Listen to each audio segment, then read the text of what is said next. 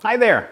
In this video, we'll be covering how to tell a good family story. Your family story is so vital and so important, and there's so much that we can learn from really tapping into that story. But it's easy to get discouraged and lost and overwhelmed when trying to bring it all together. The tips in this video are meant to help empower you and to help you keep going and bringing your family story together. By the end of this video, you'll learn why authenticity matters, how to stay focused, and why reflection is so important. And stay tuned until the end of the video for an opportunity I really think you're going to enjoy. Let's dive in.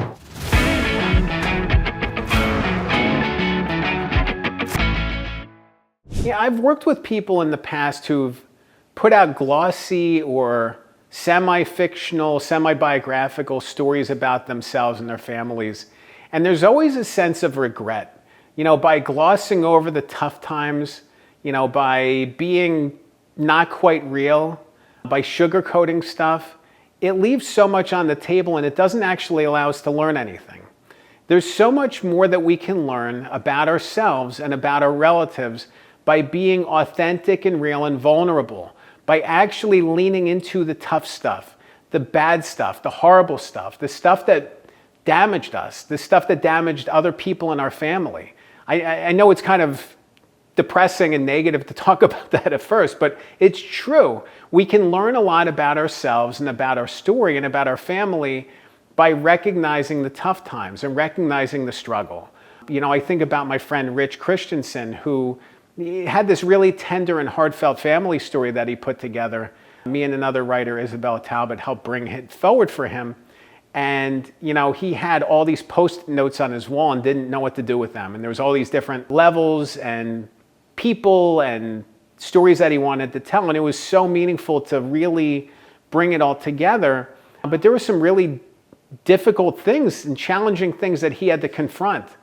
By doing that and being real and honest and authentic, Rich was able to find more healing in his book writing process than if he had stayed safe and not touched that stuff and, not confronted it. It's just really meaningful when we can dive into the difficult stuff and we can be real with ourselves just about the struggles that our ancestors faced and the challenges that they overcame, because the challenges and the difficulties and struggles and mistakes that they made can inform us and help us on our way. You need to be focused in order to tell the most powerful story. You need to be focused on the matter at hand. It's so easy to get lost in the weeds. It's so easy to go down rabbit holes. It's so easy to lose sight of the story that you're telling and get lost in so many details, so many layers, so many other extemporaneous things. I do a lot of ancestry research on Ancestry.com and newspapers.com. And, what are you trying to find out? What do you learn from these things? What do they mean? A lot of details are just biographical in nature. They lived here, they did this. It's about digging deeper. You really need to understand what you're looking for in order to find it, because otherwise you're not going to find anything, or you're going to find things that don't matter. Okay, great, they lived here, but so what? What does this matter? What does this tell the reader? What does this tell ourselves? I was working on a family history project involving a family who lived in the shadows of Thomas Edison's factories in the 1890s and early 1900s. And it wasn't something that anybody in the family had ever really thought about. It was simply, they lived in this one place. Okay. And it took me actually mapping it out and figuring out where it was, and then seeing the names of these streets, Thomas, Alva, and Edison. I'm like, okay, that's kind of interesting. But it tells a message, it sends a message when we can look at that and recognize the reason that they lived in these places was because these neighborhoods were distinctly set up for immigrants. And basically they had chemicals rained down on their house. And, it really sends a message of, they were an underclass world until some time passed and they were able to rise above it. But just that little detail helps provide context. But once we have an address itself, the address itself doesn't mean a lot. It's everything else. What does this mean?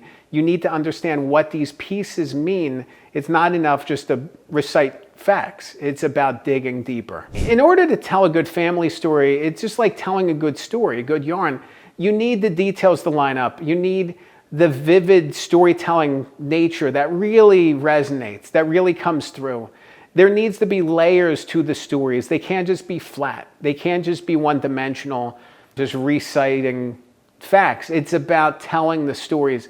And a lot of times I do that by digging deep on interviews. I will interview people who might know a little bit more about it, interview older relatives or friends of the family or what have you. There's people out there who might be able to provide context for your story and for your family's story. And it's important not to think of it just from your own vantage point of what you remember, because other people might remember differently.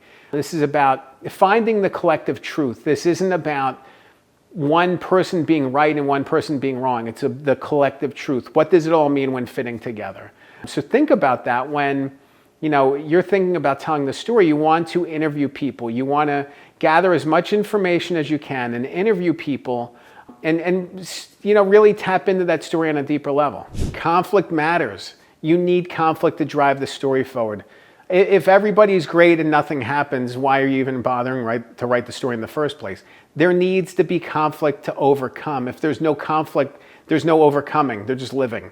You want to see the challenges that they're facing, that they turned the corner, that they overcame health scares, that they went from scraping by to being financially successful, that they overcame divorce to find happy marriages, that they overcame death and disappointment and depression and wars and everything else. Life isn't easy. Our lives aren't easy. Our ancestors faced difficult lives too. We can better understand that by understanding the challenges they faced, the context in which they live, gauging them by the time frame, because their circumstances are very different than ours, but they can also inform us. They can inform the things that we think about ourselves. Change is important too. People change over time. They evolve over time. They become different people. They're the same people, but they're different at the same time because of influences, because of other factors. How did life change them? How did struggle change them? How did they look at the world differently? How did they become optimistic, pessimistic, successful, less successful? Change is important, and the measure of change over time. What did change do to people? Change has impacts, and it's really meaningful to recognize that, because we all face change too. We face changes every day. We don't always recognize them, but they're there. So understanding what our relatives did when faced with change informs our perspectives on what we might do when faced with change too. I think it's neat when we can, empathize and put ourselves in their shoes of, my goodness, what a challenge, and what a difficult time, or what an empowering time. What it must have meant for them to do this thing, It's a powerful thing to be able to tap into that. And I just think it's so important to be able to reflect. When you're thinking about telling a family story, reflection matters. Reflecting on ourselves, reflecting on the fact that, people are going to scrutinize our decisions someday too. That for better or worse, people are going to look back at what we've done and think, oh, they did a good job. They didn't do a good job here. There's a score, there's a grading that goes in. And I think that it's so meaningful to be a part of that human experience of recognizing, everybody's place within the generations and recognizing how everything fits together. Reflection is so meaningful in storytelling, and reflection's meaningful here because we can see overarching changes. We can see overarching lessons. What are the takeaways? What do we want to learn from this story? This isn't just about putting words down. It's about providing meaning and context to those words for this stuff to matter. So reflection is so important. And, as you tell your family story, I want you to think about that. I want you to think about what this story means to you and what the takeaways are for you, what this, experiment, this exercise taught you about your family and yourself. If you're interested in learning more about how to tell a good family story, there's another video I recorded I want you to check out. It's called How to Write a Family History Book.